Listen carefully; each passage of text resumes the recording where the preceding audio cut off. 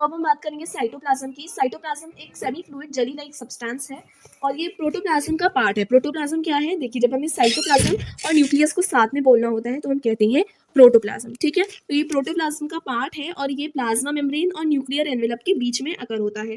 ठीक है, देखिए यहाँ पे मैं एक आपको डायग्राम बना के दिखाती हूँ। ये देखिए, ये हमारा प्लाज्मा मेम्ब्रेन है एंड मान लीजिए ये हमारा न्यूक्लियस है।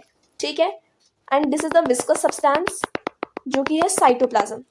ठीक है, तो यहाँ आप देख सकते हैं जो हमारा साइटोप्लाज्म है वो प्रेजेंट है between the nuclear envelope and the plasma membrane. ठीक है, और ये जो इन दोनों के बीच में न्यूक्लियर एनवेलप और प्लाज्मा मेम्ब्रेन के बीच में जो आपको सेमी फ्लूइड सब्सटेंस दिख रहा है वो क्या है?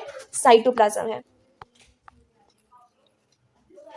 ठीक है, I hope this is understood to you. चलिए अब साइटोप्लाज्म की बात करते हैं। साइटोप्लाज्म के टू पार्ट्स होते हैं, एक होता है साइटोसोल और एक होता है ऑर्गेनेलिस। साइटोसोल जो है वो फ्लूइड पार्ट होता है साइटोप्लाज्म का, it is the fluid part of the cytoplasm.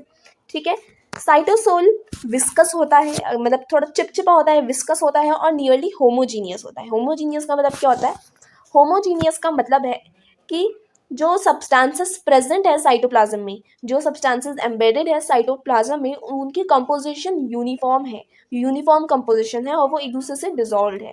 ठीक है, सो दैट इज होमोजीनियस। ठीक है, ये क्रिस्टल कोलॉइडल लिक्विड है जिसमें नंबर ऑफ सब्सटेंसेस प्रेजेंट होते हैं। ठीक है, साइटोप्लाज्म में बहुत सारे सब्सटेंसेस जो हैं वो प्रेजेंट होते हैं, जैसे कि water, ions, enzymes, vitamins, amino acids, carbohydrates, ठीक है, लिपिड्स, प्रोटीन्स एक्सेट्रा। ठीक है, तो ऐसे बहुत सारे जो सब्सटेंसेस हैं वो प्रेजेंट होते हैं किसमें?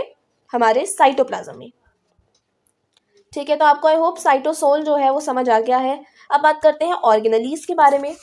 ऑर्गेनेलीज जो है ये क्या है? ये सब माइक्रोस्कोपिक स्ट्रक्चर्स हैं। ये सब माइक्रोस्कोपिक स्ट्रक्चर्स हैं, या फिर आप इन्हें कह सकते हैं कि जो सॉलिड पार्ट है ना हमारे साइटोप्लाज्म का, वो ऑर्गेनेलीज है। सेमी सॉलिड पार्ट जो है वो ऑर्गेनेलीज है।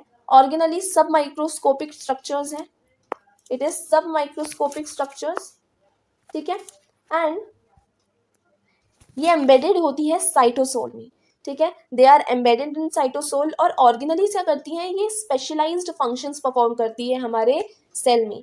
ठीक है, जो सेल है हमारा उसमें जो भी फंक्शंस परफॉर्म होने हैं, मेटाबॉलिक एक्टिविटीज, मेटाबॉलिक फंक्शंस, जो भी प्रोसेसेस हैं जो हमारे सेल के अंदर हो रहे हैं, उन सबको कौन परफॉर्म करता है? ये ऑर्गेनेलीज परफॉर्म करती है। ठीक है, तो ये स्पेशलाइज्ड होती है to perform specific cellular function और सेलुलर एक्टिविटी। ठीक है, ये जर्नली हमको यूकैरियोटिक सेल्स में देखने को मिलती हैं। ऑर्गेनेलीज जो हैं जनरली हमको यूकैरियोटिक सेल्स में देखने को मिलती है। देखिए, ये प्रोकैरियोटिक सेल्स में इसलिए प्रेजेंट नहीं होती क्योंकि प्रोकैरियोटिक सेल्स जो है ना उनका स्ट्रक्चर मतलब बहुत सिंपल स्ट्रक्चर होता है, उनका कॉम्प्लेक्स स्ट्रक्चर नहीं होता है। लेकिन अगर हम यूकैरियोटिक सेल्स की बात करें तो यूकैरियोटिक सेल्स का स्ट्रक्चर कॉम्प्लेक्स होता है, कॉम्प्लेक्स या फिर कॉम्प्लिकेटेड स्ट्रक्चर होता है। ठीक है, तो इसलिए मेम्ब्रेन बाउंड ऑर्गेनेलीज जो है वो प्रोकैरियोटिक सेल्स में नहीं बल्कि यूकैरियोटिक सेल्स में प्रेजेंट होती है, और वो यूकैरियोटिक सेल्स में उनके कॉम्प्लिकेटेड या उनके कॉम्प्लेक्स स्ट्रक्चर को सपोर्ट करती हैं। ठीक है, I hope this is clear to you. देखिए, जो यूकैरियोटिक सेल्स हैं उन्हें बहुत सारे मेटाबॉलिक एक्टिविटीज़ जो हैं वो परफॉर्म होते हैं, और ये परफॉर्म कौन करती हैं? ऑर्गेनेलीज करती हैं। तो बेसिकली ये सपोर्ट करती हैं उनकी कॉम्प्लिकेटेड स्ट्रक्चर्स और फंक्शंस को। ठीक है, तो आई होप ये रीज़न आपको समझ आ गया होगा कि ऑर्गेनेलीज जो है वो प्रोकैरियोटिक सेल में क्यों प्रेजेंट नहीं होती है, यूकैरियोटिक सेल्स में क्यों प्रेजेंट होती हैं। ठीक है, तो ये था हमारा साइटोप्लाज्म का टॉपिक। चलिए अब आगे हम देखिए, हमने बहुत सारी ऑर्गेनेलीज तो पढ़ ली हैं, अब कुछ ही ऑर्गेनेलीज बच रही है जैसे कि वैक्यूल, लाइसोसोम और माइटोकॉन्ड्रिया, वो भी हम जल्दी से करेंगे। Then we are going to do our cell division, that is the last topic of the chapter. Thank you.